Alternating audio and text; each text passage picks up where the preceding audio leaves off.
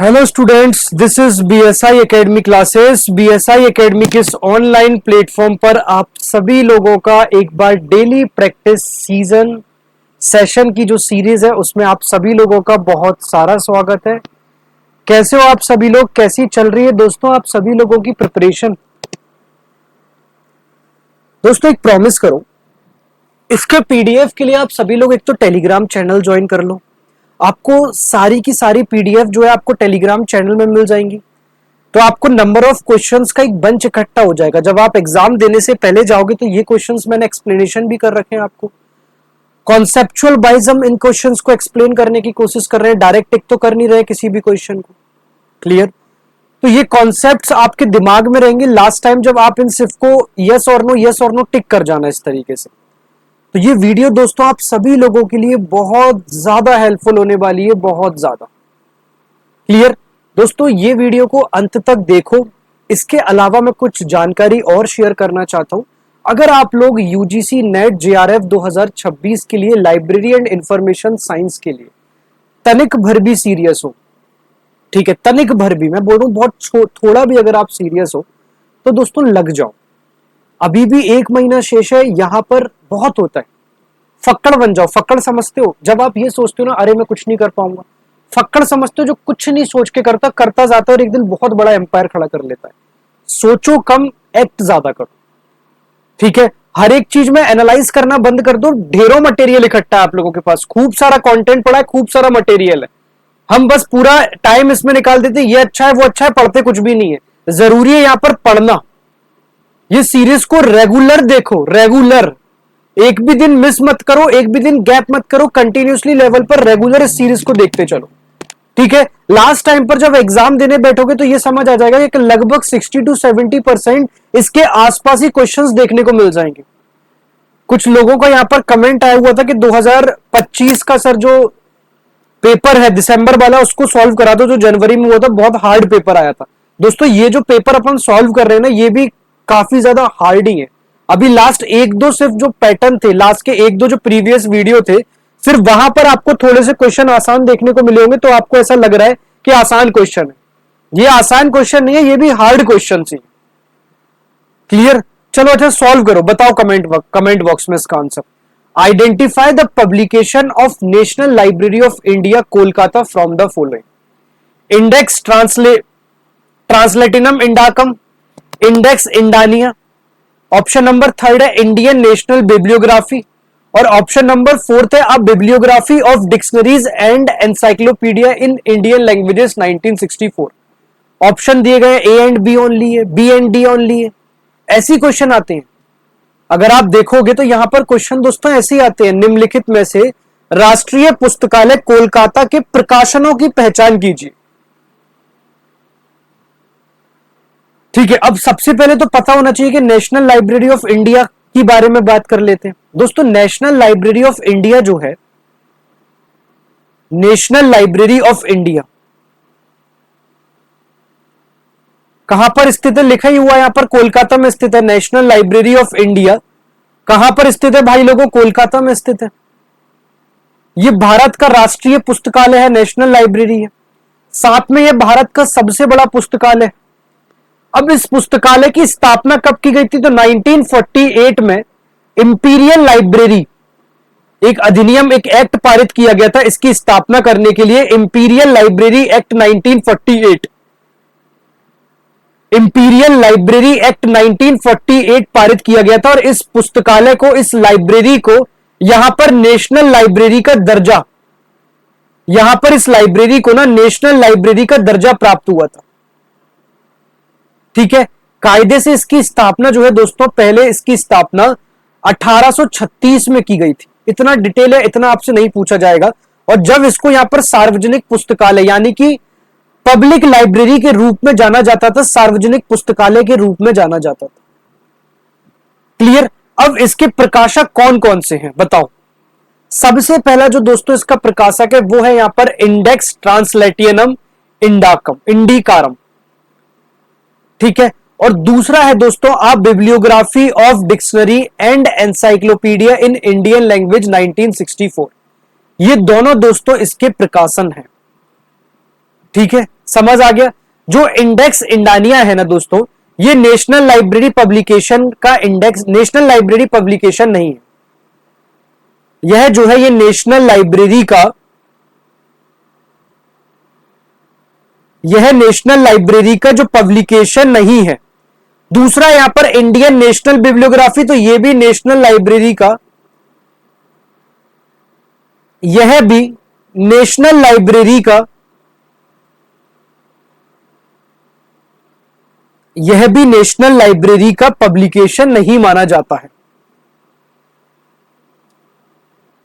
यह भी national library का पब्लिकेशन नहीं माना जाता है।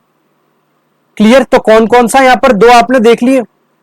सबसे पहले इंडेक्स, ठीक है, इंडेक्स ट्रांसलेटिनम इंडिकारम, और दूसरा है a bibliography of dictionary and encyclopaedia in Indian languages 1964। ठीक है, ये हिंदी में भी लिखे हुए हैं, इंडेक्स ट्रांसलेशनम इंडिकारम, और दूसरा भारतीय भाषाओं के शब्दकोशों और विश्वकोशों की ग्रंथ सूची 1964। National library of India Kolkata के बारे में हमने बात कर ली। ठीक है, क्लियर है? चलें आगे। चलो नेक्स्ट क्वेश्चन पे चलते हैं दोस्तों। क्वेश्चन नंबर सेकंड क्या कह रहा है आपसे, समझो क्वेश्चन नंबर सेकंड।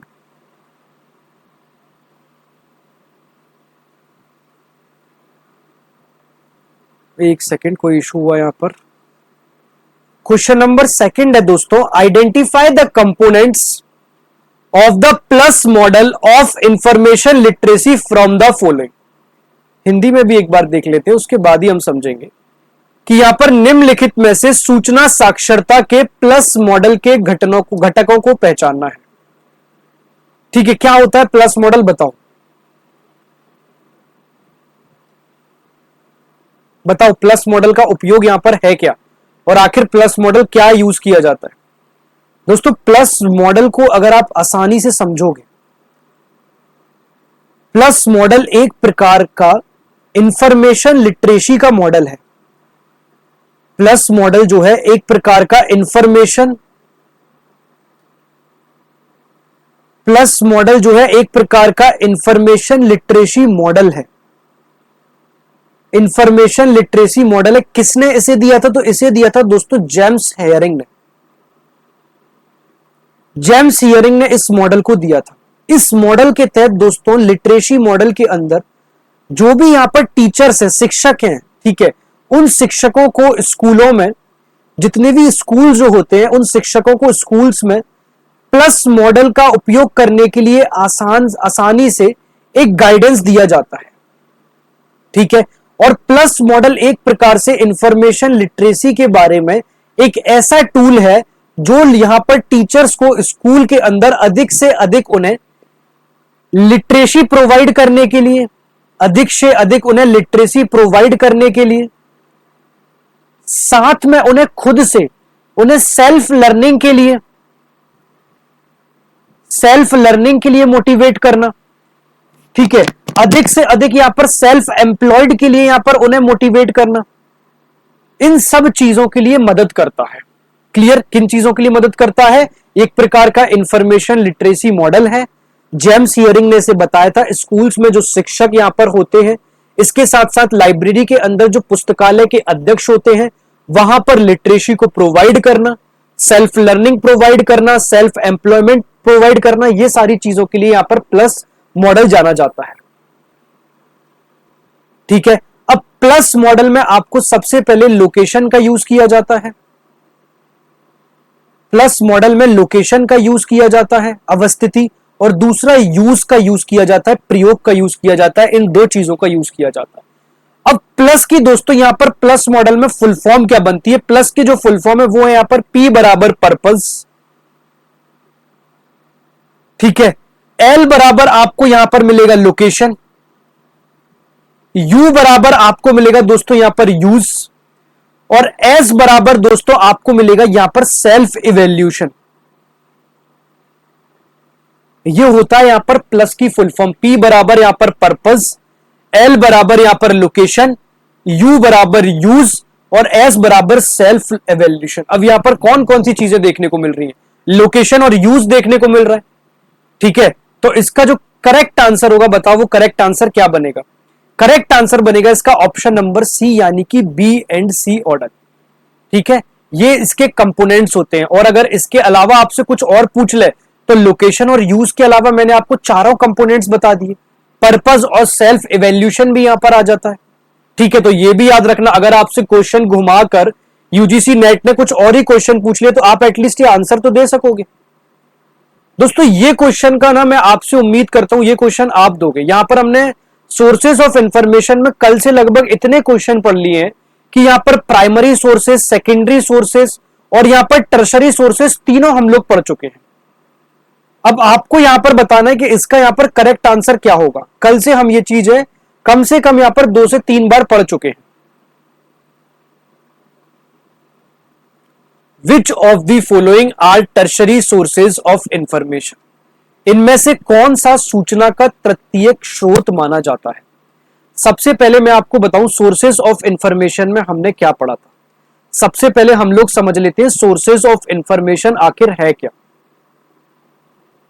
और सोर्सेज ऑफ इंफॉर्मेशन में हमने क्या समझा था।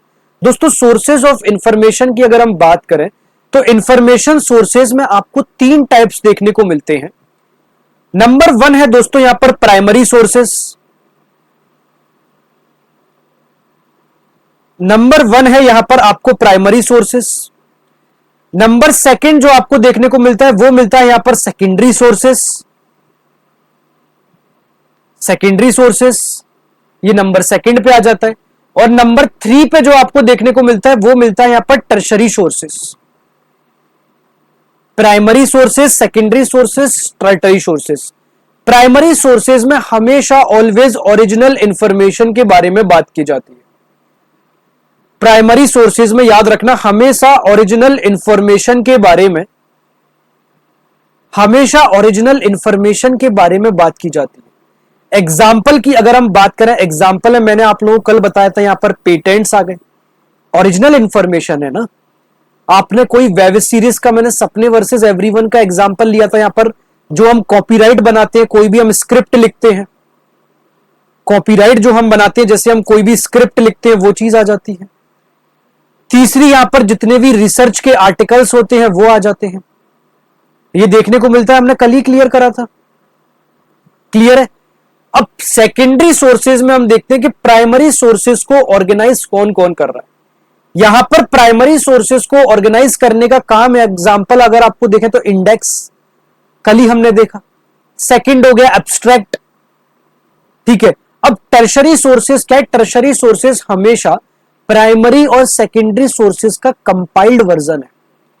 यहां पर प्राइमरी और सेकेंडरी सोर्सेज का कंपाइल्ड वर्जन है। कल मैंने आप सभी लोगों को इससे रिलेटेड एक एग्जांपल ही बताया था, और एग्जांपल था दोस्तों इसका एनसाइक्लोपीडिया। एग्जांपल क्या था इसका? एनसाइक्लोपीडिया इसका एग्जांपल था। तो टर्शरी सोर्सेज भी हो गया, इंडेक्स, एब्स्ट्रैक्ट्स में इसमें कुछ और एग्जांपल अगर देखें तो यहां पर बिब्लियोग्राफी भी कल इसका आंसर आया था। एक क्वेश्चन था जिसमें सेकेंडरी सोर्स ऑफ इंफॉर्मेशन पूछा था, तो उसका मैंने कहा था कि इसका करेक्ट आंसर है बिब्लियोग्राफी।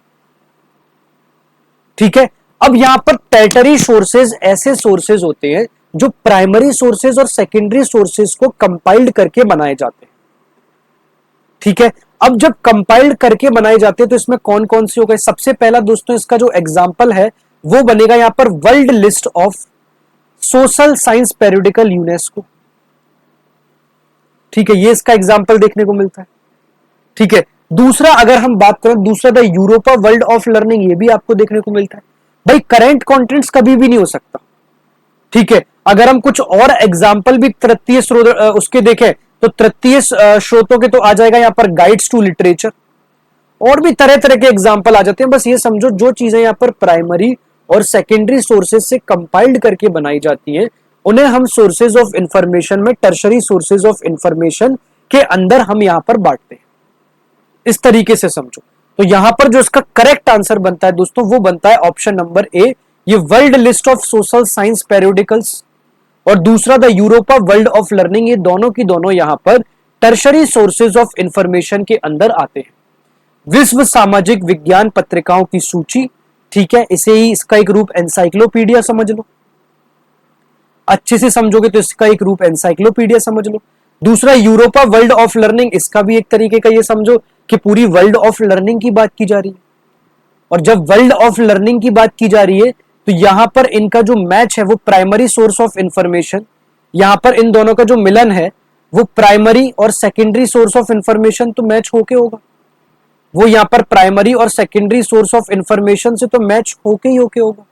तो इसका जो करेक्ट आंसर मिल जाएगा वो बन जाएगा option number A and B only जो है वो इसका करेक्ट आंसर है। क्लियर है? यहां तक किसी को कोई डाउट हो तो बताओ। बहुत इंपॉर्टेंट क्वेश्चन है, which of the following are subject gateway. अच्छा एक और चीज और बता देता हूं मैं आपको, यहां पर मैं आपको एक चीज और बताना भूल गया, जो करंट कंटेंट्स होते हैं ये प्राइमरी सोर्स है या सेकेंडरी सोर्स है?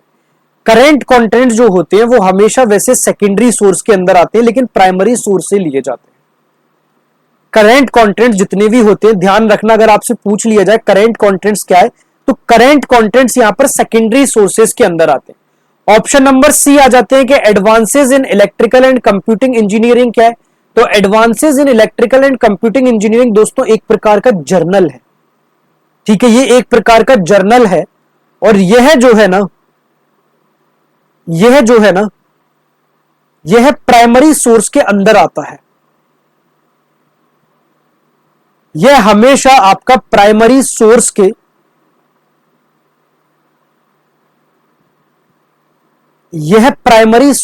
अंदर आता है, ध्यान रखना। ये इसके करेक्ट आंसर हो जाएंगे सारे की सारे। मैंने आपको एक एक ऑप्शन यहां पर क्लियर करके दे दिए। ठीक है, ऐसे तो टर्शरी सोर्सेस के आपको और भी एग्जांपल्स बता सकता हूं काफी सारे, बट इतने इनफ है।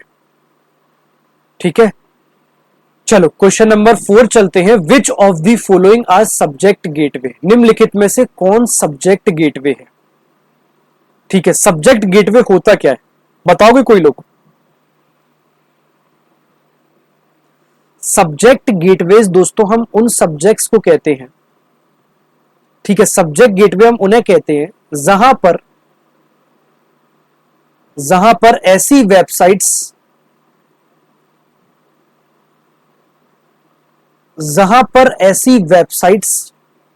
या फिर सर्विसेज जो किसी स्पेसिफिक सब्जेक्ट की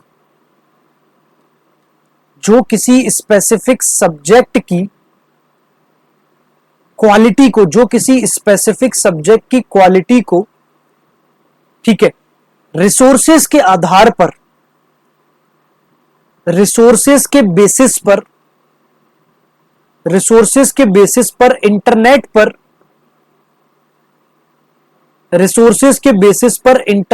प्रोवाइड कर दे, ठीक है, उसे हम जनरली सब्जेक्ट गेटवे कहते हैं। क्या कहते हैं? उसे हम सब्जेक्ट गेटवे कहते हैं, सब्जेक्ट गेटवे कहते हैं। ठीक है, और आसानी से समझो, सब्जेक्ट गेटवे, ठीक है, एक किसी स्पेसिफिक सब्जेक्ट्स पर, सब्जेक्ट गेटवे किसी स्पेसिफिक सब्जेक्ट पर एक वेबसाइट्स का कलेक्शन है, किसी स्पेसिफिक सब्जेक्ट्स पर एक वेबसाइट्स के कलेक्शन को भी हम सब्जेक्ट गेटवे के नाम से भी जानते हैं। ठीक है, जो आपके सर्च इंजन्स होते हैं, जो आपके जितने भी यहां पर सर्च इंजन्स जो होते हैं, उन सर्च इंजन्स के अपोजिट जाके गुड क्वालिटी और बैड क्वालिटी वाली वेबसाइट दोनों को, कौन सी? गुड क्वालिटी और bad quality, good quality number second, bad quality वाली दोनों वेबसाइट को, ठीक है, एक तरीके से बेहतरीन ढंग से chronological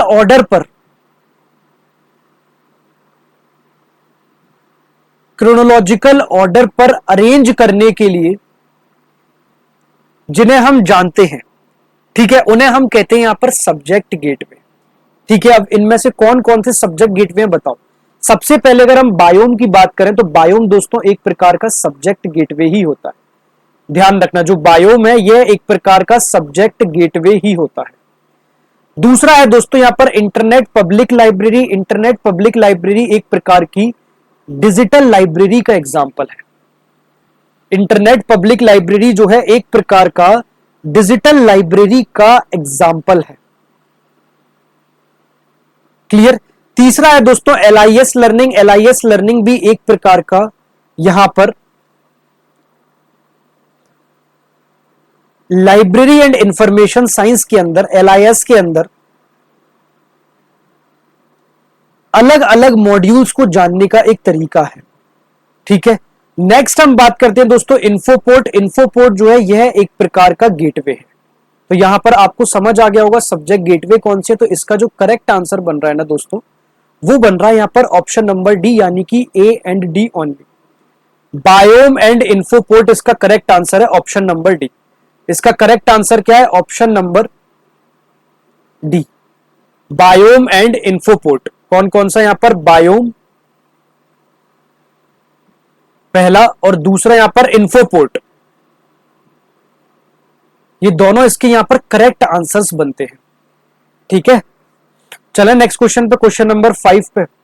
which of the following are human sources of information? बताओ इनमें से कौन कौन से ह्यूमन सोर्सेज ऑफ इंफॉर्मेशन कौन से हैं? Which of the following are human sources of information? सबसे पहले समझो कि ह्यूमन सोर्सेज क्या होता है। सबसे पहले यहां पर समझो कि ह्यूमन सोर्सेज क्या होता है। ठीक है। ह्यूमन सोर्सेज के अंदर जब भी इंफॉर्मेशन, जब भी कोई भी इंफॉर्मेशन, जब भी कोई भी इंफॉर्मेशन, जब भी कोई भी एनी इंफॉर्मेशन आपको किसी व्यक्ति से, आपको किसी व्यक्ति से मिलती है, तब हम उसे ह्यूमन सोर्सेज ऑफ इंफॉर्मेशन के नाम से जानते हैं। तब हम उसे ह्यूमन सोर्सेज ऑफ इंफॉर्मेशन के नाम से जानते हैं। क्लियर। और यह जो है ह्यूमन सोर्सेज ऑफ इंफॉर्मेशन को पेटेंट अटॉर्नी ने सबसे पहले बताया था। ठीक है। और ह्यूमन सोर्सेज जो है वो उन लोगों का ग्रुप है जो किसी ऑर्गेनाइजेशन में, ठीक है, किसी यहां पर व्यवसायिक एरिया में, ठीक है, बिजनेस एरिया में, ठीक है, किसी ना किसी यहां पर उद्योगों में, ठीक है, किसी ना किसी यहां पर इकोनॉमी में कार्यबल बनाते हैं। ठीक है। इसे किसने बताया था? यहां पर इसे एक तो पेटेंट अटॉर्नी ने बताया था। ठीक है। किसने बताया था? पेटेंट अटॉर्नी ने। और दूसरा, इसका यूज किस लिए किया जाता है? इसका यूज हमेशा लाइब्रेरी कंसल्टेंट के अंदर किया जाता है। इसका यूज यहां पर लाइब्रेरी कंसल्टेंट्स के अंदर किया जाता है। फॉर एग्जाम्पल, एक्सपर्ट्स जो लोग होते हैं किसी एरिया में, दूसरे यहां पर किसी भी एरिया में कंसल्टेंट्स जो लोग होते हैं, कंसल्टेंट्स, इसके अंदर किसी भी एरिया में आपके जो लॉयर्स लोग होते हैं, इसके अलावा किसी भी एरिया में जो साइंटिस्ट लोग होते हैं। ठीक है। तो सबसे पहले यहां पर इसे किसने बताया था? ह्यूमन सोर्स को पेटेंट अटॉर्नी ने बताया था। और दूसरा यहां पर लाइब्रेरी कंसल्टेंट। तो इसका जो करेक्ट आंसर बनता है वो बनता है option number C. Database vendors की अगर बात करूं तो डेटाबेस वेंडर्स जो है ये किसी भी ऑर्गेनाइजेशन के अंदर, डेटाबेस वेंडर जो है किसी भी ऑर्गेनाइजेशन के अंदर, यह है किसी भी, ध्यान देना, ये किसी भी ऑर्गेनाइजेशन के भीतर या अंदर, ये किसी भी ऑर्गेनाइजेशन के अंदर देने वाली एक सर्विस है, देने वाली एक सर्विस है जिसे हम डेटाबेस वेंडर्स के नाम से जानते हैं। दूसरा है दोस्तों यहां पर प्रेस एंड मीडिया। यह एक प्रकार का डॉक्यूमेंट्री है, यह एक प्रकार की डॉक्यूमेंट्री है, या फिर यह एक प्रकार का मीडिया सोर्स है। यह एक प्रकार का मीडिया सोर्स भी माना जाता है, मीडिया सोर्स भी माना जाता है। क्लियर हो गया यहां तक सारी सारी चीजें? ठीक है, चले नेक्स्ट क्वेश्चन पे। चलो नेक्स्ट क्वेश्चन पे चलते हैं। आसान क्वेश्चन है नेक्स्ट क्वेश्चन तो। ठीक है, क्वेश्चन नंबर 6 है, identify the online tools for cataloguing books. यहां पर कौन कौन से ऐसे टूल्स हैं, ठीक है, जिन्हें यहां पर बुक्स की कैटलॉगिंग के लिए यूज किया जाता है। ठीक है, बताओ online tools for cataloguing books यहां पर कौन कौन से हैं? आंसर दो इसका। ठीक है, कुछ कुछ यहां पर देखो, सारे की सारे जो कैटलॉगिंग बुक्स के में ऑनलाइन जितने भी टूल्स होते हैं ना, कैटलॉगिंग बुक्स के जितने भी टूल्स होते हैं वो सारे की सारे मैं आपको यहां पर लिखा देता हूं। कैटलॉगिंग बुक्स के मेनली जितने भी टूल्स हैं, कैटलॉगिंग बुक्स के जितने भी मेनली टूल्स हैं वो सब बता देता हूं।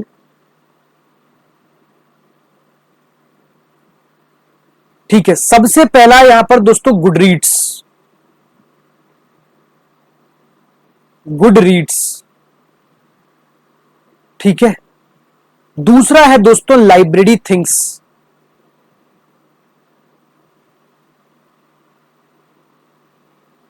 और तीसरा आता है दोस्तों यहां पर सेल्फारी। ये तीनों के तीनों यहां पर ऑनलाइन टूल्स हैं कैटलॉगिंग बुक्स के।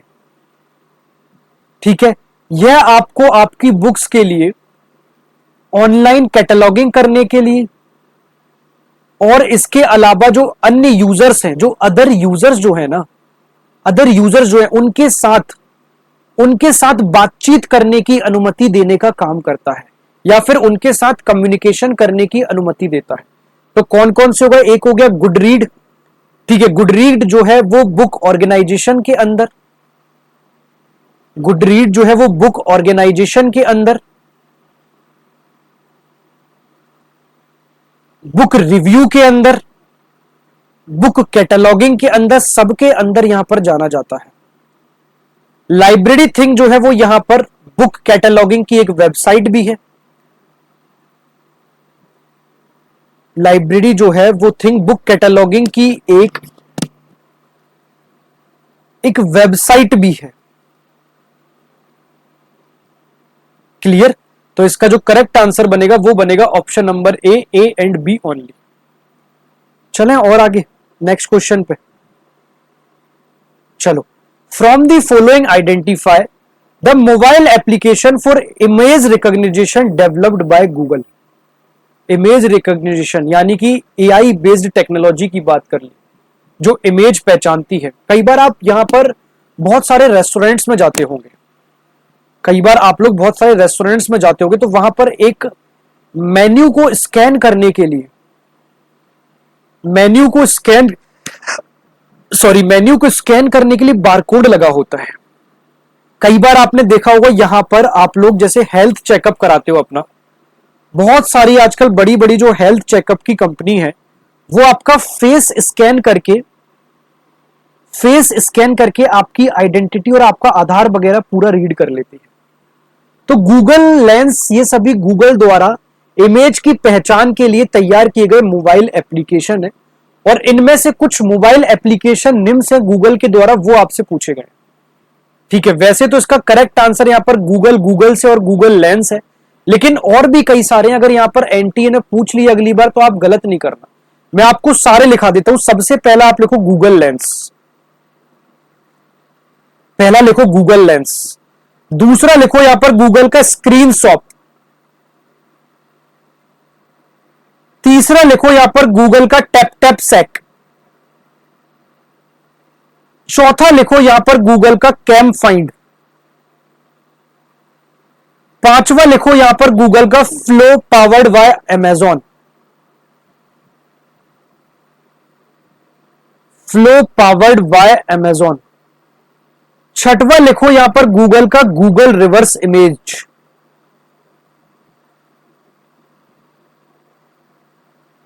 उसके बाद लिखो गूगल का यहां पर दोस्तों लेग स्नैप। और उसके बाद दोस्तों एक और लिखो यहां पर गूगल का, वो है कैटोरी मामा। इतने सारे दोस्तों यहां पर गूगल के, यहां पर मैंने सारे की सारे मोबाइल एप्लीकेशन आपको लिखा दिया। जो गूगल स्पेक्स नाम से ऐसा कोई एप्लीकेशन है ही नहीं, और जो गूगल ग्लास है वो भी यहां पर कोई भी एप्लीकेशन है ही नहीं। ठीक है, चलें क्वेश्चन नंबर 8 पे। चलो क्वेश्चन नंबर 8 समझते हैं। इसको तो मैंने बहुत अच्छे से आप लोगों को ना यूट्यूब पर ही पढ़ा रखा है। Which of the following are true about folksonomy. Folksonomy आजकल है क्या? ठीक है, फॉक्सोनॉमी आप सब लोग यूज कर रहे हो, पता है। फॉक्सोनॉमी एक प्रकार का यूजर्स के द्वारा, ध्यान से समझना, एक प्रकार से यूजर्स के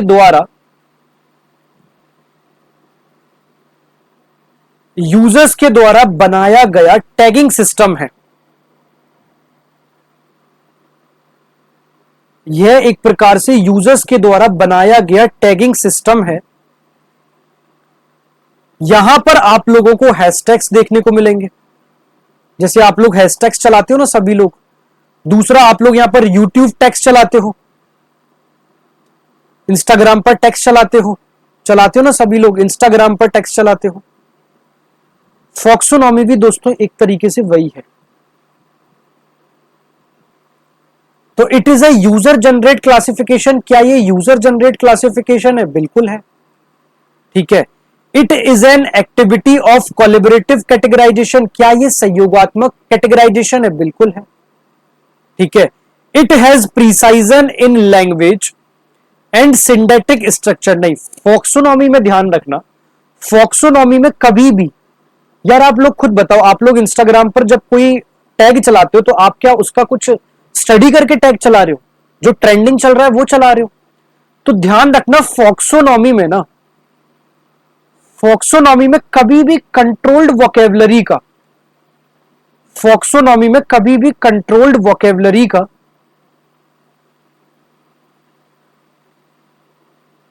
फॉक्सोनॉमी में ना कभी भी कंट्रोल्ड वोकेबलरी का यूज ही नहीं किया जाता है। ध्यान रखना इस बात का, फॉक्सोनॉमी में कभी भी कंट्रोल्ड वोकेबलरी का यूज नहीं किया जाता है। ऑप्शन नंबर ए सही है, बी सही है, ऑप्शन नंबर डी है, it reflects general populace language and needs, यानी कि इसका करेक्ट आंसर है यहां पर A, B and D only. ठीक है, चलें नेक्स्ट क्वेश्चन पे। Question number next, from the following identify the core classes as given in the biframe model. बताओ, निम्नलिखित में से बाइफ्रेम मॉडल के चिन्हित मूल वर्गों की आपको पहचान यहां पर करना है। अच्छा क्वेश्चन है। ये जो मार्क है ना, मार्क को रिप्लेस करने के लिए बनाया गया था बाइफ्रेम मॉडल को। ठीक है, लाइब्रेरी बिब्लियोग्राफिक बाइफ्रेम जो मॉडल है, जो यहां पर लाइब्रेरी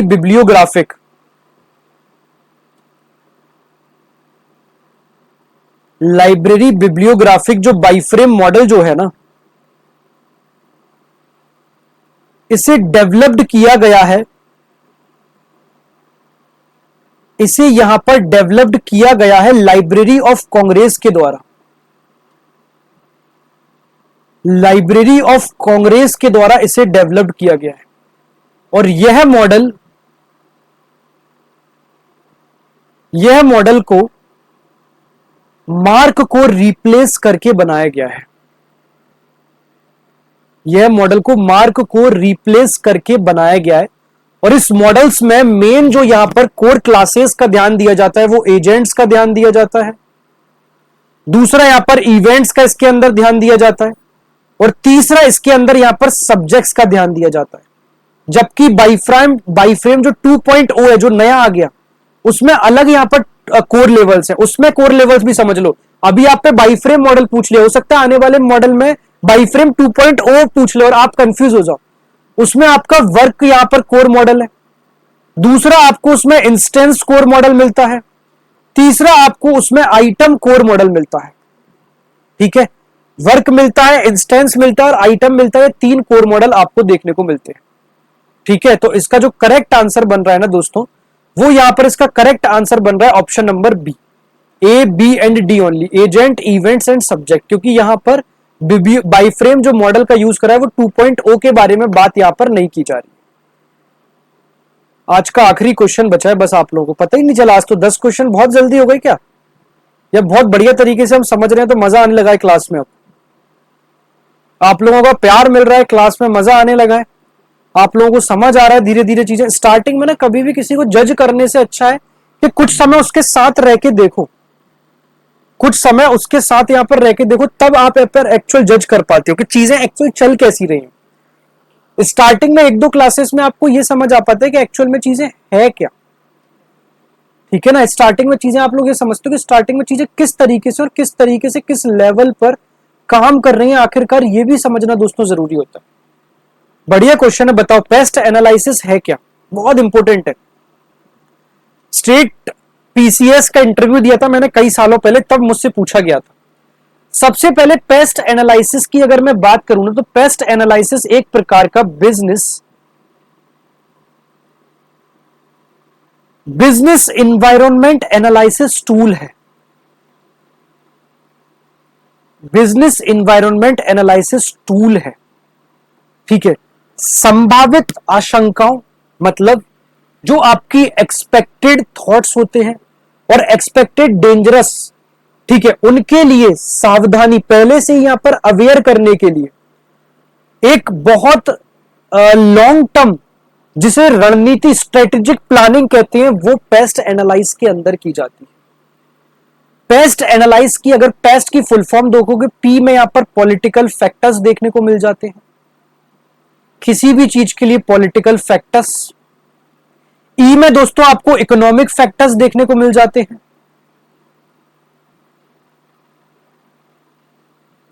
एस में आपको सोशल फैक्टर्स देखने को मिल जाएंगे, और टी में दोस्तों आपको हमेशा टेक्नोलॉजिकल फैक्टर्स देखने को मिल जाते हैं, ठीक है। तो पेस्ट एनालिसिस ये है, ठीक है, समझ गए। अब इसके बेनिफिट्स क्या होते हैं।